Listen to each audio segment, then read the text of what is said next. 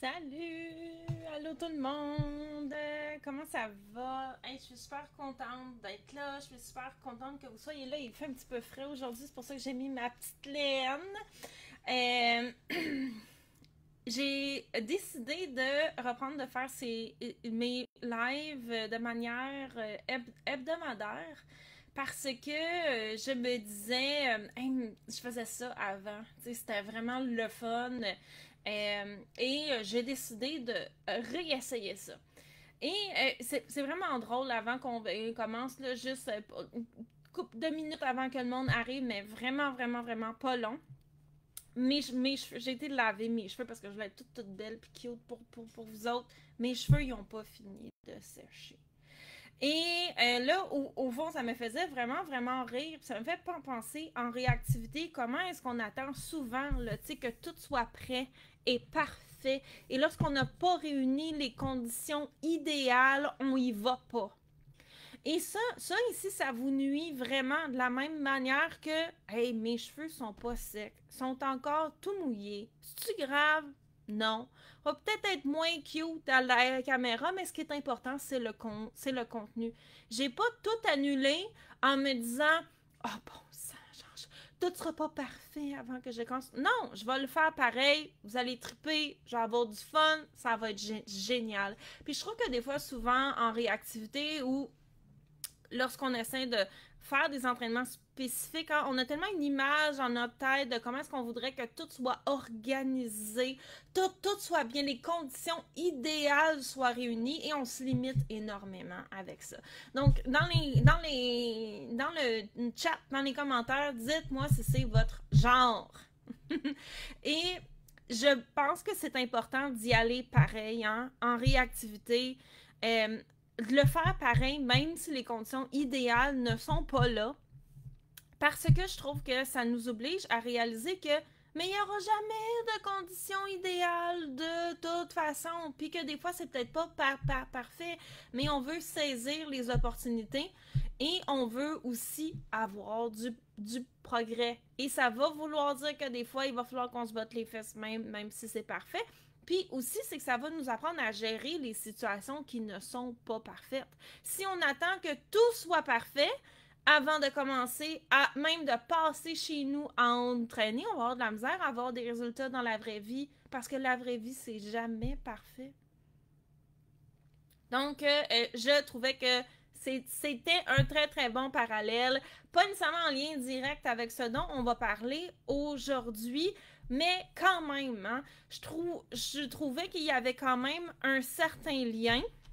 Juste une seconde. Je vais juste me faire une note d'une autre chose que je veux parler durant la présentation. Et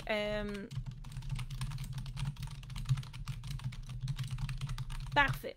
Donc, on a Caroline qui dit « Ah oh, oui, c'est moi ça. J'attends que ce soit parfait. » Donc, Caroline, votre mission pour cette semaine, la semaine prochaine, vous viendrez me dire si ça le fond, si vous avez fait votre devoir ou non. Allez-y même si c'est pas parfait. Essayez de vous rappeler que vous n'avez pas besoin d'avoir les conditions idéales pour avoir des résultats. Donc, bienvenue hein, dans cette nouvelle série de live-là. C'est un essai que j'ai fait. Je me suis dit que je me donnais 1 ou 2 mois. On allait faire un live à chaque semaine et voir ce que ça donne. Moi, je trouve ça vraiment le fun. Donc, vous me direz dans les commentaires si vous aimez ça. Bien entendu, tous ces lives-là sont pour faire de la promo pour mes cours en ligne. C'est pas un secret. J'ai des cours en ligne sur une quantité astronomique de sujets. Donc aujourd'hui, on va parler de rappel et de réactivité. Ça tombe bien, j'ai des cours en ligne sur ces deux sujets-là. Donc je vais vous mettre le lien où vous pouvez trouver l'ensemble des cours en ligne. Il y en a pour tous les budgets aussi. Et quand j'enseigne en live, j'aime que ce soit interactif. Donc, vous avez des commentaires, vous voulez nous partager quelque chose comme Caroline, allez-y. C'est tellement plus agréable quand vous participez, vous mettez des likes que quand j'ai l'impression de monologuer tout seul devant la caméra. Donc, c'est le fun quand c'est interactif. Parlez-moi de votre chien, racontez-moi des affaires, interagissez entre vous. C'est tellement plus intéressant de même. Donc aujourd'hui, on va parler de rappel. On va parler de rappel dans deux contextes vraiment très, très, très différents. Hein, on va parler du rappel d'urgence, on va parler de ce que j'appelle le rappel de rue. Et c'est le genre de petites choses que je trouve que c'est intéressant de parler spécifiquement de ça. Mais tu sais, j'en ferai pas genre une formation tout au complet parce que personne va l'acheter. Mais je trouvais que si vous tout le monde, ok, tout propriétaire de chien, leur chien devrait avoir un rappel. Même si vous pensez dans votre vie que vous allez jamais détacher votre chien devrait avoir des bases de rappel. C'est primordial parce que une porte mal fermée, une laisse qui casse, un harnais mal attaché, un chien qui se houdinise de son collier, on ne sait jamais qu'est-ce qui peut arriver. Et le rappel, c'est une des aptitudes de base que n'importe quel chien devrait avoir. Et, veux pas si votre chien il est réactif, parce que c'est un chien, il a quand même besoin d'un rappel. Donc, on va parler de tout ça aujourd'hui, puis je pense que ça va s'adresser à pas mal tout le monde. Et le rappel de rue, hein, c'est pas juste pour les chiens réactifs, mais on va quand même en parler en contexte de réactivité, parce que quasiment tout le monde qui me suit, la réactivité, soit ils ont des chiens réactifs ou soit ils ont des chiens qui ont de la misère à gérer leurs émotions et ça va les intéresser. Donc, je fais aussi la nuance entre les deux dans cette présentation-ci, pas pour que vous vous mettiez à vous angoisser en vous disant « Ok, là, il faut tout que je prévoie, que tout soit parfait, puis là, ma commande, vous ayez comme une liste sur votre mur, là, de comme toutes les commandes de votre chien, là, comme... Non, non, non, non. Le but, c'est juste d'être davantage consciente de ce qu'on fait pour pouvoir faire mieux. C'est pas de se créer des montagnes dans notre tête de perfection, ok? Je vous partage des réflexions que j'ai eues moi-même en entraînant mes chiens. Des chiens réactifs, j'en ai réhabilité. J'en ai vu aussi beaucoup de mes clients. Mes clients ont aussi réhabilité leurs chiens réactifs. Et bien entendu, le rappel, je trouve ça passionnant aussi. Quand j'ai commencé en éducation canine, j'étais beaucoup connue pour mes aptitudes en entraînement du rappel. Et je me suis rendu compte que un rappel qu'on appelle d'urgence, c'est pas la même chose qu'un rappel quand notre chien est en laisse dans la rue et qu'on a besoin de revoir son attention. Okay? Il y a des caractéristiques qui sont similaires. J'appelle mon chien, je veux qu'il s'en vienne, ok? Ça, on s'entend, là, ok? C'est la base, on se cassera pas le bicycle, là, c'est de même, ok? Mais à partir de là, il y a des différences dans lesquelles on va comme peut-être plus pousser nos entraînements ou dans le cas du rappel de rue, il n'y a pas besoin de méga entraînement du siècle, nos intentions. D'ailleurs, je vais aller me refaire une autre petite note.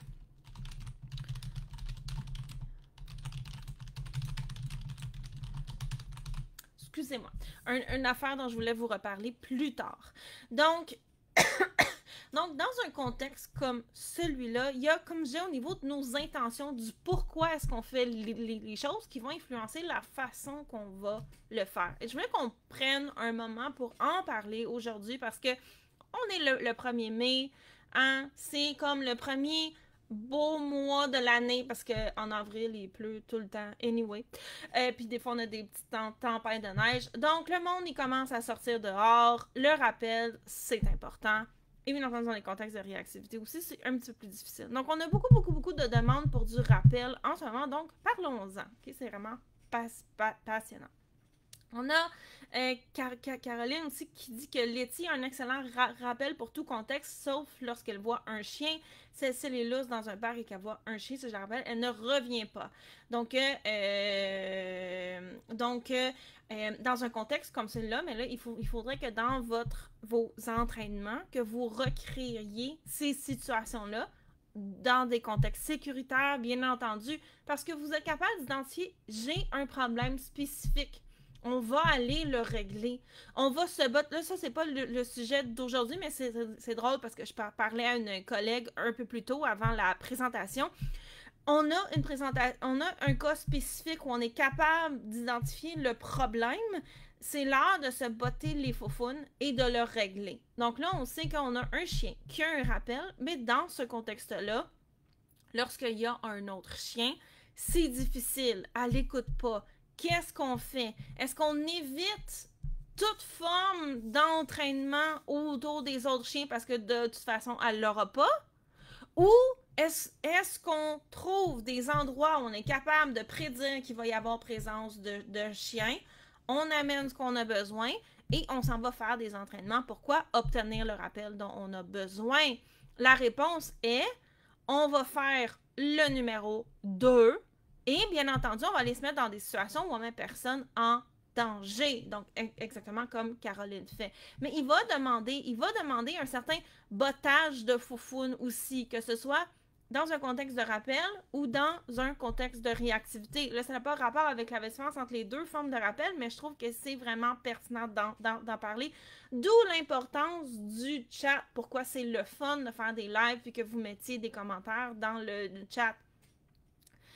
Quand Ellie, elle était jeune, elle avait un rappel du siècle. Okay? Son rappel était génial. Et tout le monde me demandait, c'est quoi le secret pour avoir un rappel de même? Okay? En passant, j'ai toute une formation sur le rappel. Là. Si ça vous intéresse, vous pouvez aller la suivre.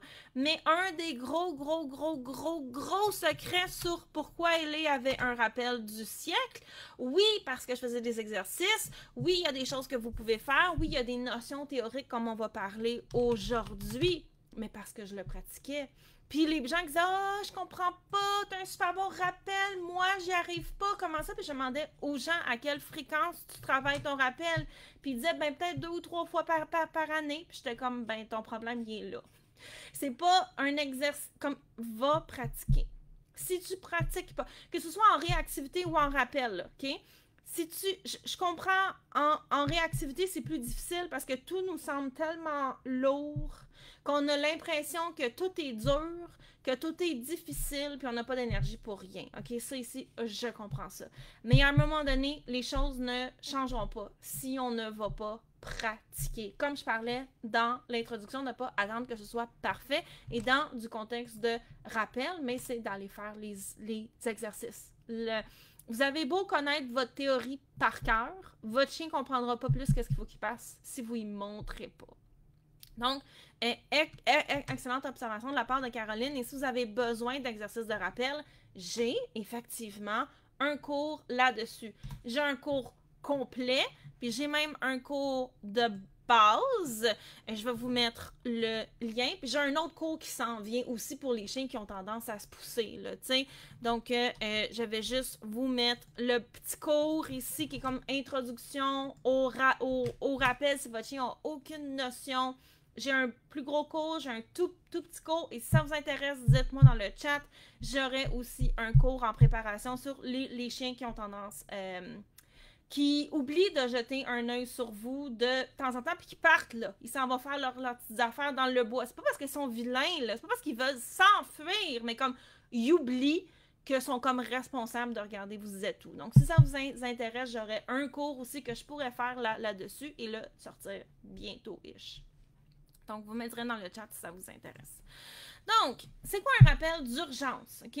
Un rappel d'urgence, c'est j'appelle mon chien avec une commande de rappel qui est ferme, fixe, non négociable, qu'il connaît. Mon chien est censé s'en venir, me voir immédiatement tout de suite. Le chien peut être lousse, il peut être en longe, il peut avoir vu de quoi, il peut être dans un champ, il peut être dans le bois, il peut être dans la rue.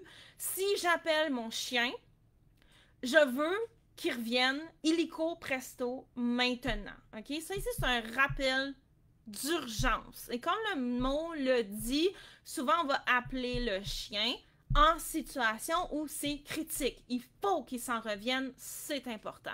Ou je vais l'utiliser beaucoup aussi quand le chien il est loin. Donc ça ici, on va en reparler beaucoup aujourd'hui parce que c'est une des caractéristiques. Donc ça ici, c'est ça un rappel d'urgence. Après ça, on va reparler des caractéristiques.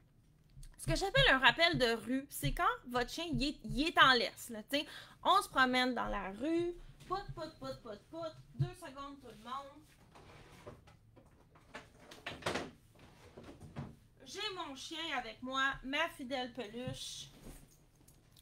On est en laisse, on se promène dans la rue, elle sniffe des pipis puis des mottes de gazon, puis moi je fais mes affaires. Et là, pour XY raison, j'ai besoin d'avoir son attention puis qu'elle vienne me voir, je la rappelle et, bien entendu, dans un monde idéal, elle s'en vient, je donne des bananes ou je demande un truc, on s'en fiche. Donc là, ici, dans un rappel de rue, on est dans un endroit qui est plutôt restreint. On est dans la rue et caractéristique principale, le chien y est en laisse. OK? Je veux que le chien vienne me voir, hein? Qu'il arrête de faire ses petites affaires et qu'il porte son attention à moi et qu'il se rapproche. OK? Ça ici, c'est ce que j'appelle un rappel de rue. Est-ce que dans vos entraînements, dites-moi dans le chat, avez-vous déjà fait une différence entre les deux? Avez-vous toujours traité les deux de la même façon ou avez-vous fait une différence entre les deux? Donc, au fond, je veux savoir, est-ce que vous avez entraîné, est-ce que dans vos attentes, il va y avoir, en ce moment-là, ce que vous avez montré à votre chien, est-ce qu'il y a des différences? Est-ce que vous êtes même déjà posé la question, est-ce que c'était la même chose ou non? Qu'est-ce que vous en pensez? Qu'est-ce que vous avez montré à votre chien? Là, pas qu'est-ce que vous avez allumé comme « Ah, c'est vrai, Eve, elle a dit ça. » Mais qu'est-ce que vous avez montré à votre chien? Dites-moi dans les commentaires. J'aime toujours ça vous entendre. Donc, Vicky dit que dans son cas, à elle, c'est différent. C'est différent comment, Vicky? On veut savoir. Qu'est-ce que vous avez fait comme différence? Donc, Caroline dit, non, le rappel lousse, mes chiens doivent s'asseoir devant moi dans la rue, c'est revenir au pied. Parfait. Donc,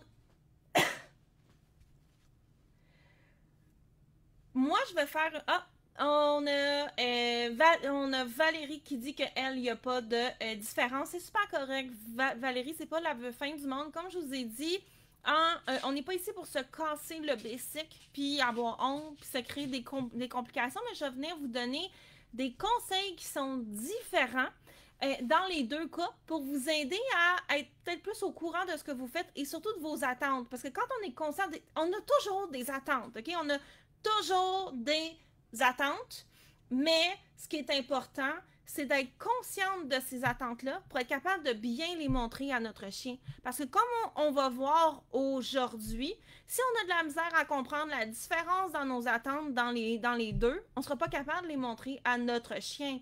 Et donc, le chien ne sera pas capable de faire ce qu'on veut. Puis on va être de mauvaise humeur s'il ne nous écoute pas. Ou on va se sentir coincé dans une situation de réactivité si on n'est même pas capable de comprendre nous-mêmes la différence dans nos attentes. Donc, on va surtout se concentrer sur vraiment être consciente de qu'est-ce que je veux exactement. Et après ça, c'est plus facile d'aller le communiquer à notre chien. Donc, on a Vicky qui dit que c'est pas le même mot de rappel. Le rappel d'urgence, c'est un mot que j'utilise juste pour le rappel d'urgence. Donc, bravo, c'est génial, super bon.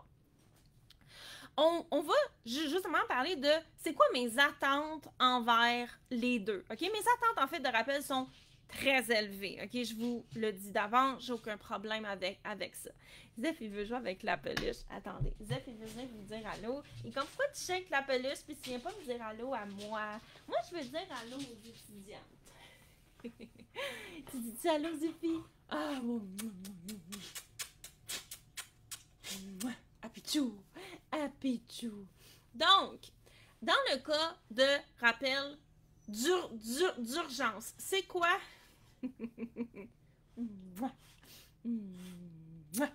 Donc, c'est quoi nos attentes? Qu'est-ce qui est différent dans nos attentes? Et Cindy avait dit quelque chose qui est très, très, très intéressant. Je vais y revenir, mais oui, elle a mis le doigt sur quelque chose. Le ton de ma voix change. Et ça ici, c'est une des choses qui est intéressante à réaliser. Tu veux-tu descendre? Non, tu veux rester? Ok, tu veux rester.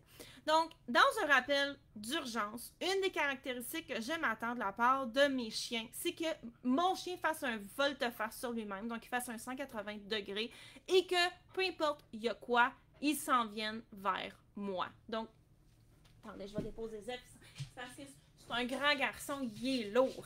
Donc, si mon chien, là, peu importe il fait quoi, si mon chien entend sa commande de rappel d'urgence, je veux qu'il fasse un volte-face sur lui. OK? Ça ici, c'est une des caractéristiques et c'est important de le réaliser parce que quand j'entraîne un rappel d'urgence, j'entraîne justement de nombreuses choses, dont ce volte-face-là. Et ça va avoir une incidence sur quelque chose auquel je m'en viens, là, qui est très important en réactivité et en anxiété.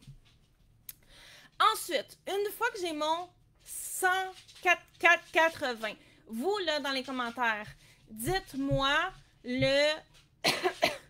c'est quoi vos attentes pour un rappel d'urgence. Donc, on a Caroline qui dit que si mes chiens sont lousses, mes commandes sont difficiles et elle a dû faire attention aussi de ne pas faire qu'il n'y ait pas d'empoisonnement. Donc, c'est une excellente observation. Pour moi, une autre des caractéristiques aussi qui est très important, une fois que j'ai mon volte-face, je veux que mon chien s'en vienne à pleine vitesse. Donc, ça ici, c'est quelque chose qui est très, très, très important. Si j'appelle, mon chien doit s'en revenir. Chaque chien court à une vitesse qui est différente et je veux que tu l'utilises pour t'en venir tout de suite. Pas demain matin. Puis, il n'y aura pas de ralentissage en chemin. Puis, il n'y aura pas de wearage de ce qui se passe puis d'évaluation. Donc, je veux une pleine vitesse pour que mon chien s'en vienne vers moi. OK? Ça, ici, c'est vraiment très, très, très important. Et je veux aussi que mes chiens viennent proches. Donc, un peu comme Caroline disait, dans un rappel d'urgence, je veux que mes chiens soient assez proches, que je sois capable de venir les prendre par le collier. Il y a une autre caractéristique aussi, je veux qu'ils attendent la permission avant de retourner. Mais ça ici, ça nous concerne moins pour aujourd'hui. Donc, Caroline, elle demande un assis devant elle. Moi, je le demande pas, mais je demande que mon chien soit assez proche, que j'ai pas à commencer à essayer de l'attraper. Il n'y a pas de jeu du chien qui tourne autour de moi à genre comme ma distance de bras, mais juste un petit peu plus. OK? Donc, mes chiens sont proches, sont là, sont avec moi. Et pendant qu'ils reviennent, je veux aussi que le chien ait une vision tunnel. Donc, je veux que mon chien ne commence pas, comme je vous ai dit, à regarder qu'est-ce qui se passe. Je veux que le chien conserve sa vitesse maximale tout le long en s'en venant vers moi. Et il n'y a pas de magasinage de qu'est-ce qui se passe d'autre dans l'environnement. Je veux qu'aussitôt que le chien entende son mot de rappel, il n'y a qu'une seule et unique chose qui existe, c'est moi. Pourquoi? Parce que je ne veux pas avoir d'hésitation dans le rappel et je ne veux pas aussi que peu importe il se passe quoi, des changements dans l'environnement, surtout dans les cas de prédation, je veux pas que mon chien commence à faire « Ah, mais là, il y a peut-être un autre écureuil. » Donc, je veux avoir une vision tunnel et je vais entraîner en conséquence de l'avoir. Comme mon chien y est lousse, OK, dans un cas de rappel d'urgence pour moi, ou si votre chien y est en longe, si votre chien y est loin, bref, tout ça, pour tout, parce que c'est un rappel d'urgence, c'est capital que ça fonctionne, OK? Comme Vicky dit, je veux qu'il revienne sans se poser aucune question. Donc, c'est important, il faut que ça marche. Idéalement, il faut que ça marche du premier coup. Donc, on entraîne nos chiens de manière à ce que ça fonctionne tout de suite. Oui, s'il y a une vraie urgence, on va rappeler autant de fois qu'il faut, là. Mais quand il n'y a pas d'urgence, on n'en fait pas 10 fois. Je t'appelle une fois, tu t'en reviens tout de suite. Et parce que si jamais il y a vraiment quelque chose qui est critique, hein, je veux que mon chien obéisse à la première commande. Et donc, tout ça ensemble va faire que lorsque j'entraîne mon chien, ce qu'on appelle l'état d'éveil. En anglais, ils appellent ça le arousal. Donc, son état d'excitation, son état d'éveil soit très élevé. Et ça ici, c'est important de s'en rendre compte si vous avez un chien qui est réactif ou qui a des problèmes d'anxiété. Donc, le rappel d'urgence est entraîné de manière à ce que l'état d'éveil du chien, donc son arousal state en anglais, si vous vous avez déjà entendu le terme en entraînement. Donc, son niveau de stimulation, genre dans le moment, son niveau d'excitation soit très élevé. Pourquoi? Pour peu importe que le chien fasse quoi, qu'il fasse un volte-face automatique, qu'il s'en vienne à pleine vitesse, pas à vitesse de croisière, là, à pleine vitesse vers moi, avec la vision tunnel, sans regarder tout ce qui se passe aux alentours. Cette caractéristique-là, c'est très important de s'en rendre compte. Et même dans la commande, ça va être différent. Donc, comme plusieurs personnes ont dit, ou aussi on va avoir une commande spécifique pour le rappel d'urgence. Et si on pense à la voix qu'on utilise lorsqu'on rappelle d'urgence, ben c'est parce qu'il y a une urgence, OK? Fait que s'il y a une urgence, on n'a pas une voix genre « Viens-t'en, mon petit minou! » Non, non, non, là, tu t'en viens ici tout de suite, ah ouais, c'est non négociable. Donc, on va aussi dans un contexte, moi, ce que j'enseigne à mes étudiantes dans mon cours de rappel d'urgence, c'est entraîner notre chien avec la voix qu'on va naturellement avoir en état d'urgence. Pourquoi? Parce que s'il y a une urgence, c'est ça que vous allez faire. Donc, je vais rappeler mon chien de manière à ce que moi, en état d'urgence, ça a l'air de ça. En état d'urgence, je vais pas faire « Viens ici, mon petit minou! » Non! Je vais rappeler avec un ton de voix qui va avec la situation. Et ça aussi, ça va contribuer à l'état d'éveil du chien qui va être très élevé. Et c'est pas mauvais en tant que tel. Je sais qu'on parle souvent de l'état d'éveil, l'excitation comme étant mauvais, mais dans ce contexte-là, c'est tout à fait correct parce que c'est ça qui peut sauver la vie du chien. Donc, ça ici, c'est pour moi les caractéristiques d'un rappel d'urgence. Je ne sais pas si dans les commentaires, vous voulez me dire si vous avez des caractéristiques similaires, s'il y a un truc que j'ai nommé, que vous êtes comme « Ah, oh, oui, j'avais jamais réalisé, mais t'as raison. » Est-ce qu'il y a des choses qui sont différentes? Donc, on a Caroline qui a mentionné qu'elle voulait le assis devant elle. Moi, je le demande pas parce que ça ici, c'est personnel à moi. Mes critères par rapport au rappel sont tellement élevés sur plusieurs éléments que tant que le chien vient proche et ne repart pas, je veux pas de « Ok, je suis venue, bye! » Je vais pas nécessairement le demander parce que moi, personnellement, là, je parle ici de moi, et c'est tout à fait correct que Caroline soit différent. Je trouve que ça rajoute de la lourdeur à la fin du rappel, qui est quand même un élément qui est difficile. Et je trouve personnellement que j'en ai pas besoin. Si mon chien vient proche de moi puis qu'il attend avant de repartir, j'ai pas besoin qu'il soit assis, couché ou autre. Donc ça ici, c'est par rapport à moi, c'est ce qui fonctionne. Donc je voulais pas me rajouter un critère de plus tout simplement. J'en ai d'autres critères par rapport au rappel d'urgence. Bien entendu, je veux que le chien revienne selon le tracé optimal, mais là, on rentre trop dans des détails. Donc, vous, est-ce que vous avez des critères similaires? Est-ce que vous avez des critères qui sont différents pour un rappel d'urgence? Est-ce qu'il y a des choses que j'ai nommées que vous êtes comme, j'y avais jamais pensé, t'as raison. Donc, je serais curieuse de vous entendre dans le chat sur qu'est-ce que vous en pensez avant qu'on passe au rappel de rue.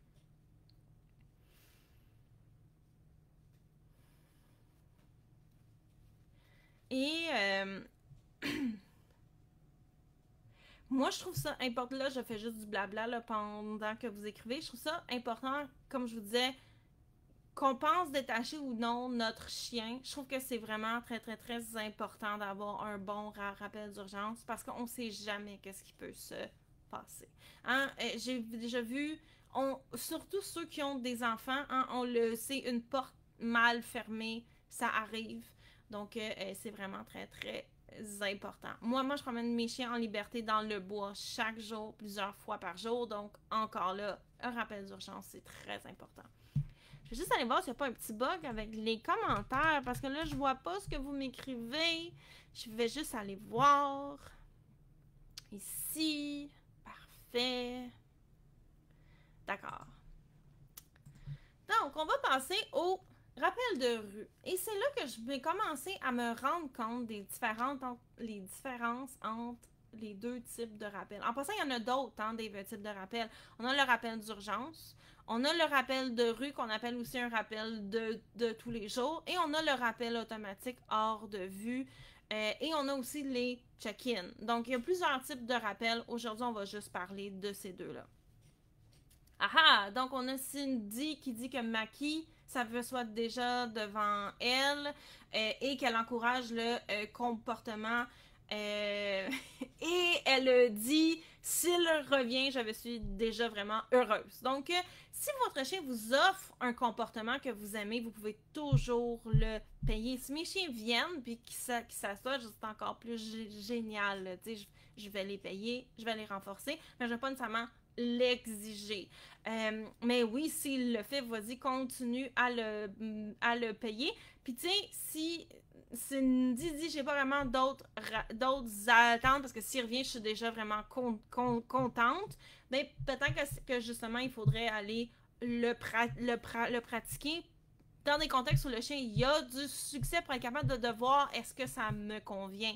Et aussi, à cause du petit bonhomme, genre, qui fait genre... de voir est-ce que je pourrais augmenter le pourcentage de chances que ça l'arrive aussi. Donc,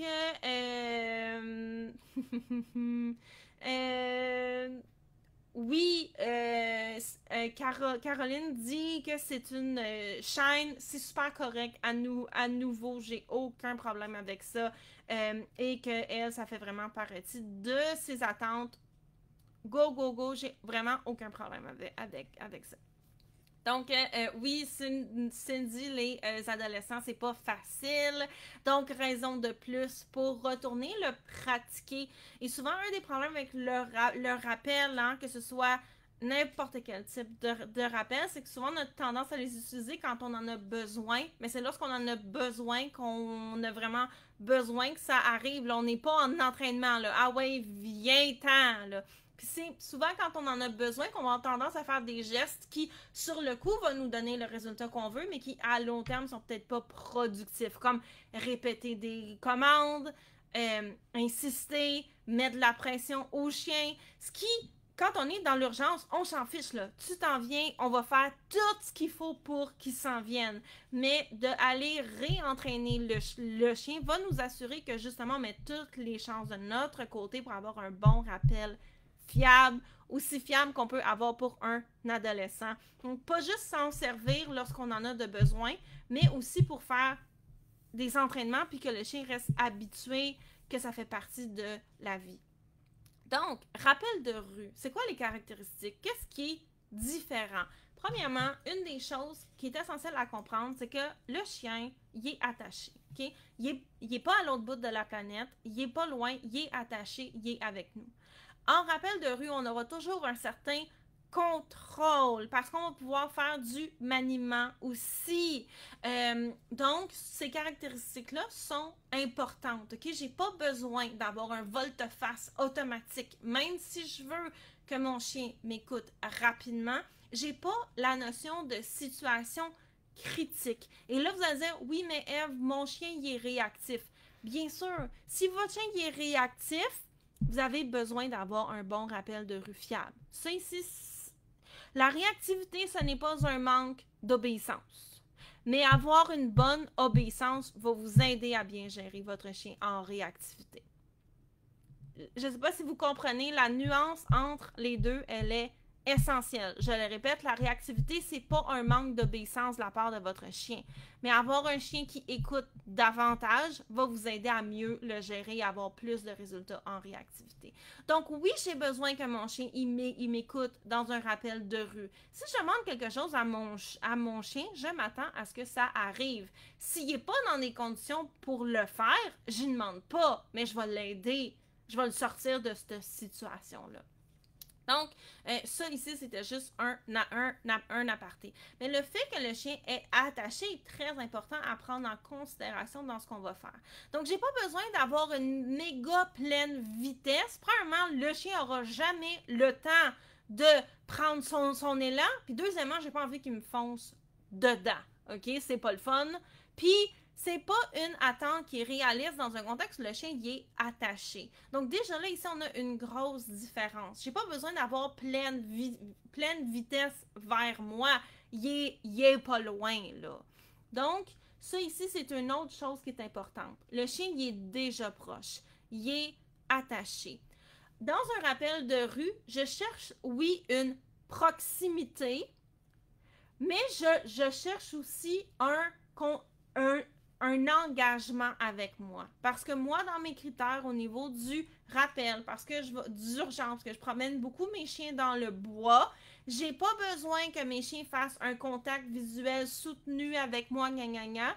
Mes attentes sont très très claires.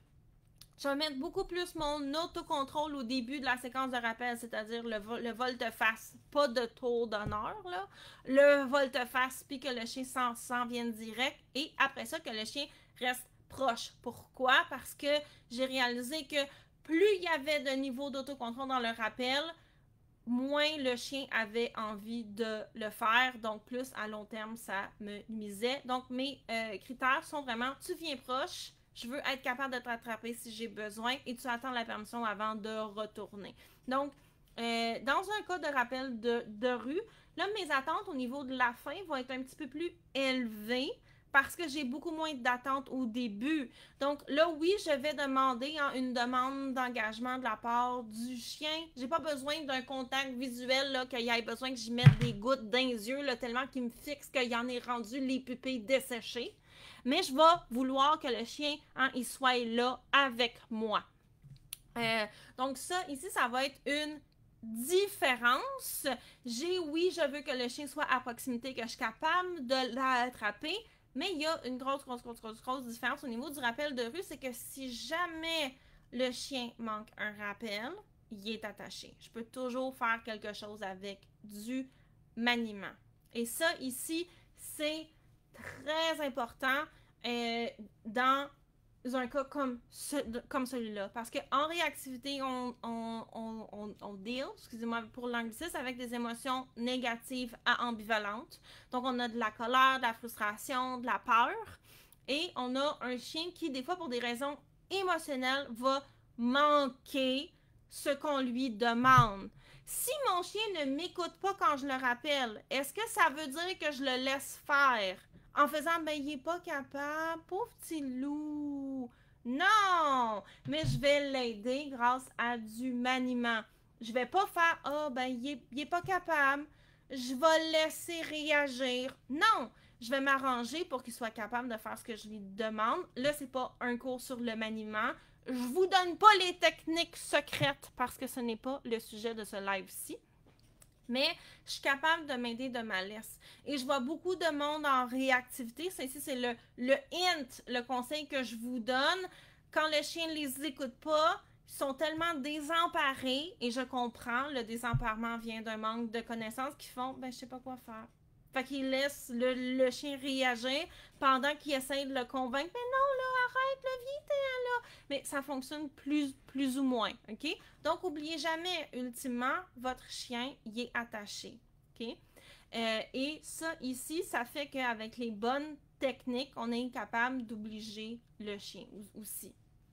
Donc, Christine dit, je pense que le rappel de rue, moi je l'appelle le rappel de soutien. On peut lui donner le nom qu'on veut, on s'en fiche, c'est aucunement, ça change rien. Mais oui, exactement. Donc, elle dit que c'est pour que le chien revienne vers elle, pour qu'elle puisse l'aider et le soutenir. C'est exactement ça qu'on veut faire en réactivité. On veut aider et soutenir. Puis des fois, c'est pas juste que dans un contexte de réactivité, là, des fois, je vais rappeler mon chien parce que je sais pas moi, il y a du monde qui s'en viennent, là.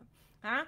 Puis c'est un gros groupe avec, je sais pas moi, 15 grands-mères, puis des enfants, puis une famille, puis ils sont bruyants, puis ils regardent pas trop. Je vais rappeler mon chien, je vais juste le tasser pour qu'il passe. C'est juste d'être poli et cordial. Donc, dans un contexte entre là, je vais aussi utiliser ce type de rappel-là.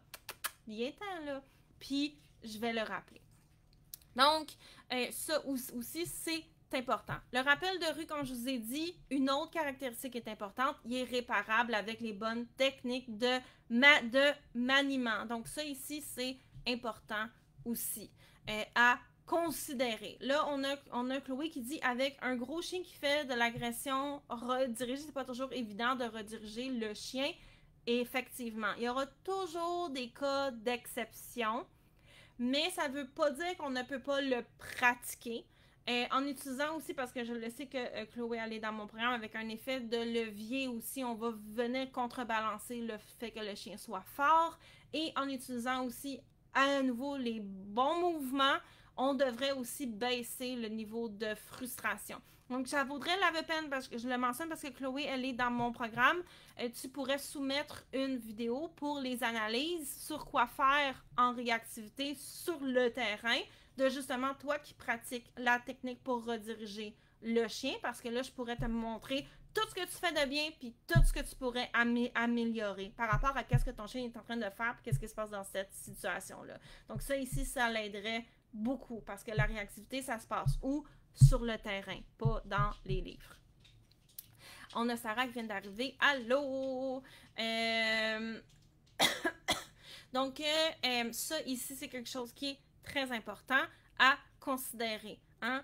On a toujours la laisse. Alors que le rappel d'urgence, il est important parce que le chien, s'il part après un écureuil, puis un camion qui s'en vient, j'ai besoin qu'il s'en vienne. Okay? C'est vraiment urgent. Si mon chien y est en laisse, puis qu'il part après un écureuil, je peux toujours freiner, puis l'empêcher d'y aller. Dans un cas de rappel de rue aussi, je pense qu'une autre chose qui est importante, c'est de réaliser que j'ai pas besoin d'un méga entraînement du siècle, comme avec un rappel d'urgence, parce que j'ai pas besoin de précision. Il n'y a rien dans ce que j'ai nommé qui avait une précision du tonnerre. Parce que, à cause des circonstances, j'ai pas besoin de critères méga élevés avec précision. J'ai juste besoin que le chien vienne me voir dans ma direction et soit attentif à moi. Et comme j'ai dit, dans le pire des pires, le chien y est attaché. Okay? Sauf si là, oui, là, genre, il y a un chien lousse qui nous fonce dessus, là. Mais en général, tu sais, on parlera pas des situations exceptionnelles.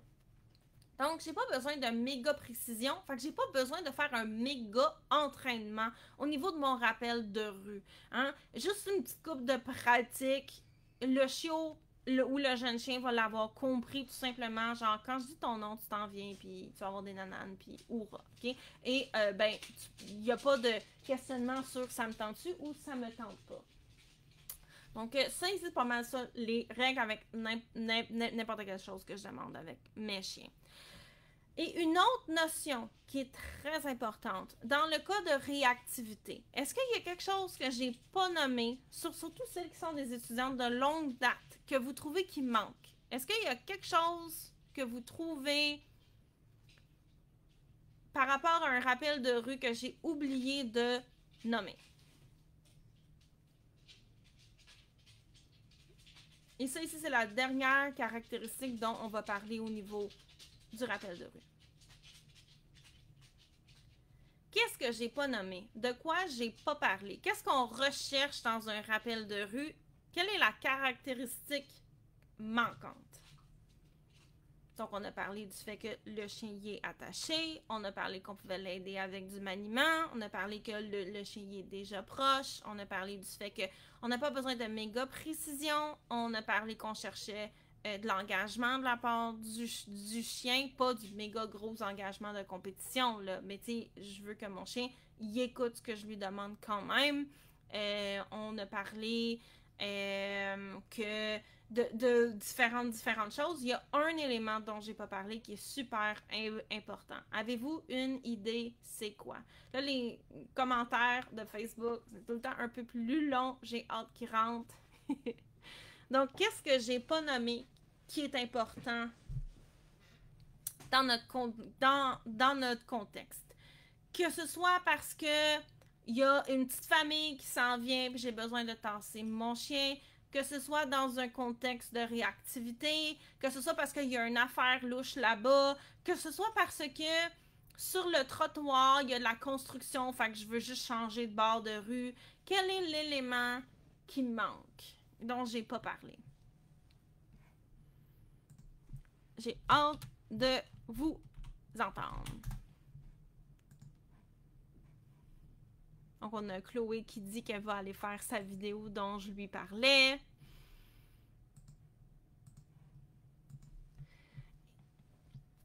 Et cet élément-là, moi, ça m'a pris un certain temps à le réaliser dans un contexte de réactivité. Et c'est quelque chose qui m'a énormément aidé. Qui m'a beaucoup aidé à progresser et à avoir aussi, pas nécessairement la bonne... Oui, un peu la bonne attitude, mais aussi de penser à, tu sais, comme on disait au début de la présentation, c'est quoi qu'on recherche? Qu'est-ce qu'on veut? C'est quoi nos attentes? De quoi notre chien y a besoin?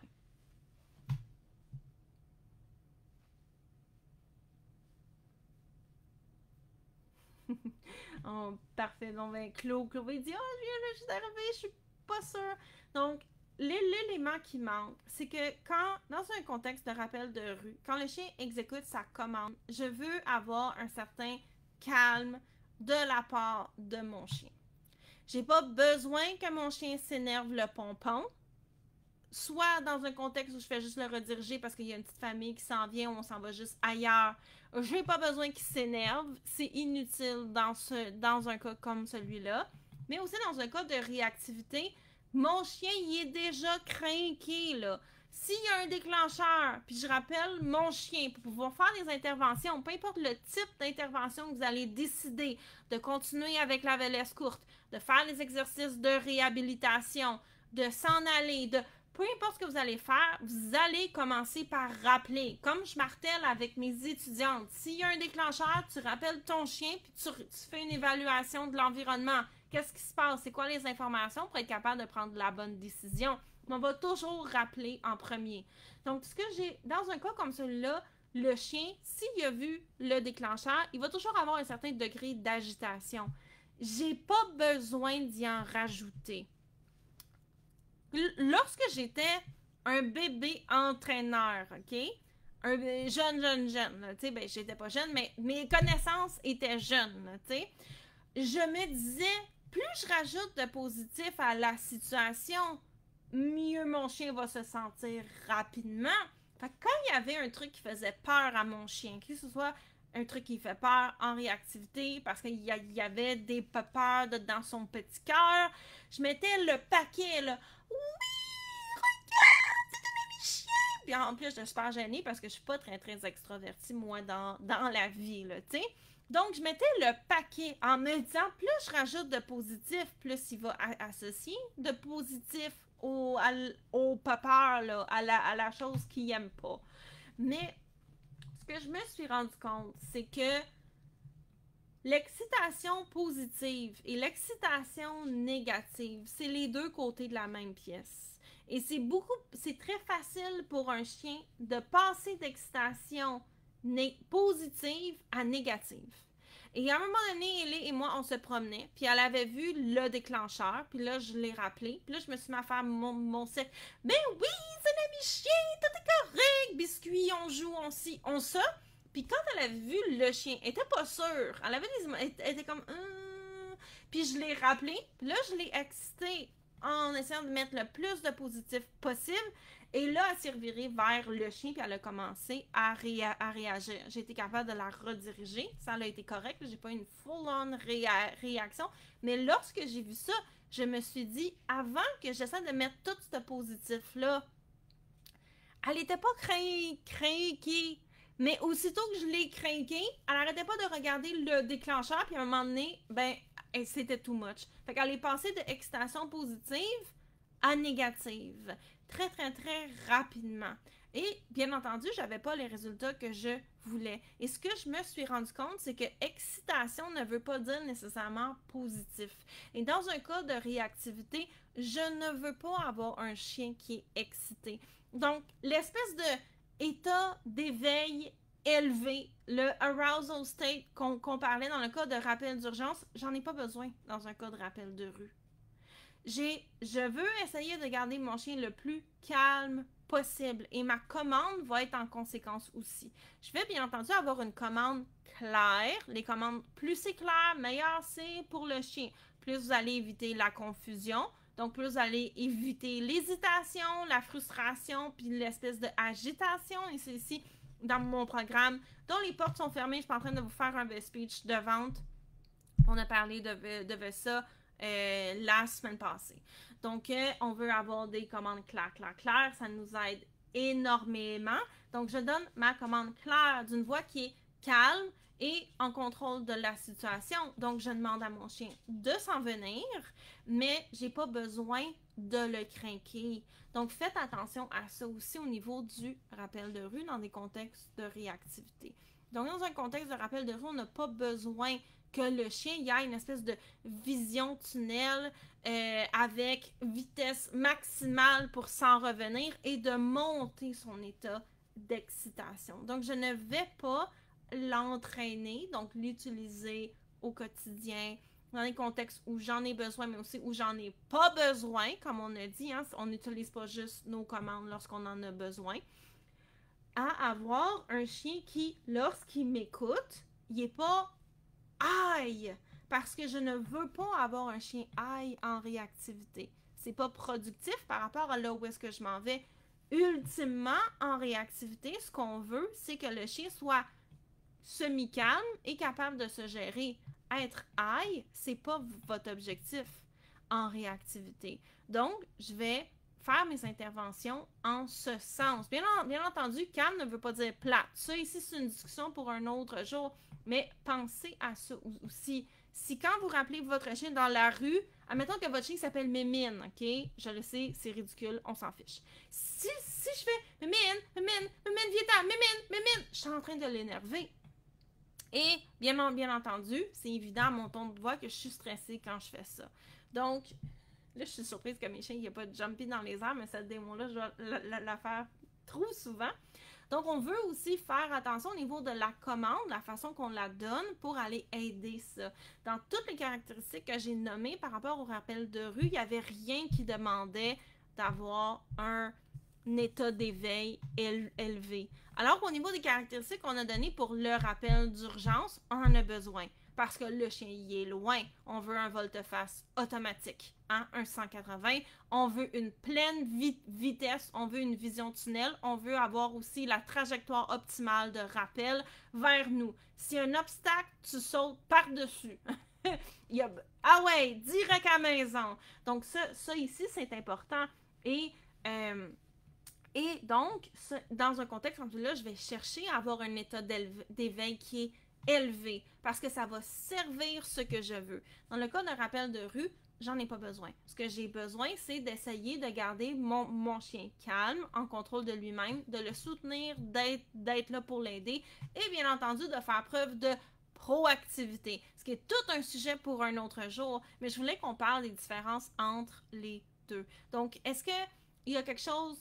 oui, comme Chloé dit, au niveau du thermomètre émotionnel, donc c'est exactement ça. On veut au fond mettre le chien dans le bon état d'esprit par rapport à qu'est-ce qu'on a besoin. C'est quoi, comme je disais au tout début de la formation, c'est quoi les caractéristiques que je recherche afin de faire mes interventions dans ce sens-là.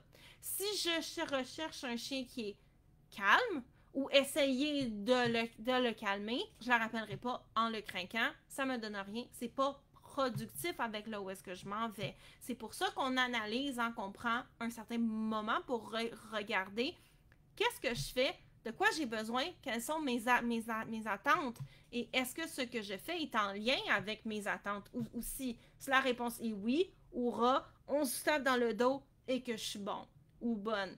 Mais si ce qu'on fait n'est pas en accord avec nos attentes, on va se demander pourquoi et on va le corriger. Est-ce que c'est parce que vous avez peur que votre chien manque son rappel, fait que là vous êtes comme Mémine! Mais dans un cas comme celui-là, il va falloir aller travailler l'écoute de votre chien puis peut-être vous outiller davantage devant les déclencheurs. Il y a peut-être un besoin là que vous ayez plus de connaissances au niveau de la réactivité de votre chien si vous avez peur. Puis c'est correct, là. Il n'y a personne qui est venu au monde en sachant comment encadrer un chien réactif. Okay? C'est une aptitude qui s'apprend. On peut l'apprendre sur le terrain, c'est long, c'est difficile, des fois on fait des erreurs, ou bien entendu, j'ai des formations pour vous aider et éventuellement, je vais aussi réouvrir les portes de mon programme.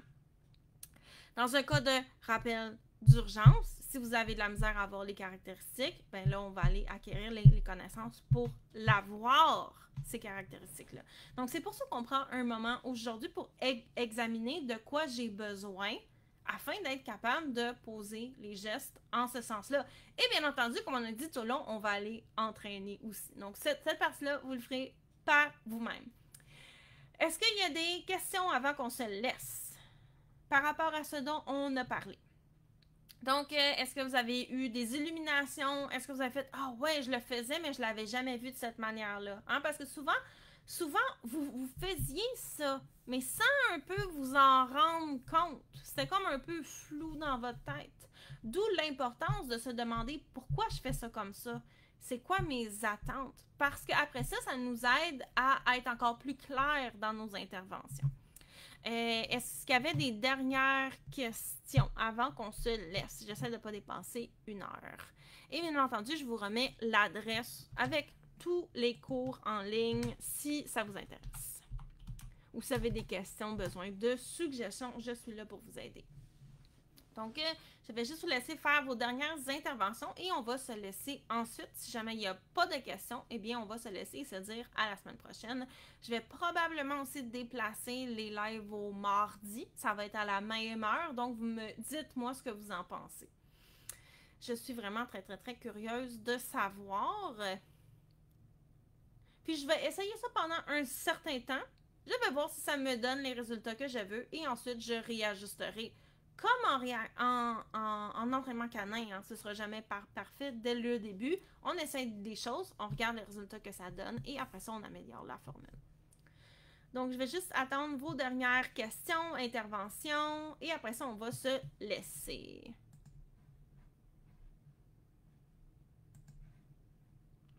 Donc, on a Christine qui dit merci, mais merci Christine d'avoir été là. Je suis toujours super contente de voir autant du nouveau monde que des habitués. Ça prend les deux. Donc, je suis toujours super contente de voir des gens qui reviennent à chaque fois pour les présentations. Donc, à date, je vois pas de questions. Donc, à moins que ce soit en train de rentrer, il y a tout le temps un lag avec Facebook. On va sûrement changer un autre logiciel pour les présentations live. Et donc, jamais il y a des questions de plus, mettez-les en commentaire. Je viendrai y répondre. Et sinon, votre mission pour la semaine prochaine, tout le monde, allez réviser, que ce soit votre appel de rue ou votre celui-là, comme je dis, c'est pas lui qui a besoin de plus d'entraînement du siècle. C'est plus au niveau de, bien entendu, ça veut assurer que la commande est bien payée puis qu'on n'entraîne pas le chien au fait que la commande soit optionnelle. Hein. Donc, ces deux éléments-là sont toujours très importants. Et au niveau du rappel d'urgence, bien entendu, ça demande un petit peu plus d'entraînement. Donc, je vais vous souhaiter une excellente fin d'après-midi, tout le monde. Comme je vous l'ai dit, on se revoit la semaine prochaine. Ça risque d'être le mardi. Donc, je vous souhaite une bonne semaine et on se revoit un peu plus tard. Bye bye! Au revoir! Merci d'avoir été là!